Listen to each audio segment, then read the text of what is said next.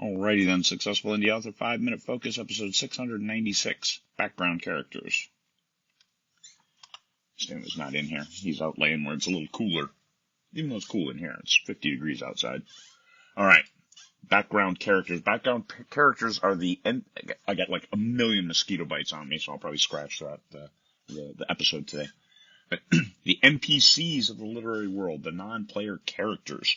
If you're playing a game of Dungeons & Dragons, your game master, they'll have characters show up, and you'll have conversations with them, but they're played by the game master, they're played by an AI, they're played by somebody else, and they don't have real depth.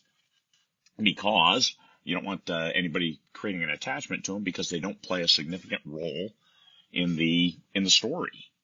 So, NPCs, background characters. Keep the info you need to move the story forward. So they dive in, they do something. Like in crime thrillers, it's the owner of the pawn shop. They go in, they ask them a few questions, they bail out. That's it. You don't see the owner of the pawn shop anymore.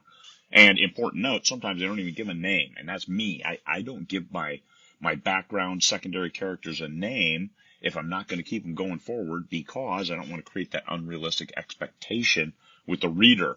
The reader forms some kind of attachment to this strange, odd character, and all of a sudden they're wondering, well, what happened to Bob, the shop owner? Well, he wasn't named Bob. He was just the shop owner, and that's it. And so, you don't want to argue with your readers. However, you don't want to give them a reason to get too emotionally attached. It's all about moving the plot forward, and it's what your characters' interaction with these background individuals that moves the story forward. It's your characters, not these ancillary ones. I've read some books where they go into this couple paragraph background of this character. They do one thing that's like one sentence, and then you never see them again. What the heck? What's that all about? It's like you're getting paid by the word or something. Holy cow. So describing characters is another thing. In those background characters, I don't describe them. Shopkeeper. It's a medieval naming system. The engineer. All right, Smith.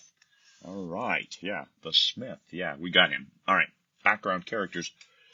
Let the reader use their imagination to fill in. A smith, a person who's hammering steel against an anvil. Let them think of the guy as a big guy, big muscles, burly, sweating, chiseled features. Whatever the reader wants to do with them.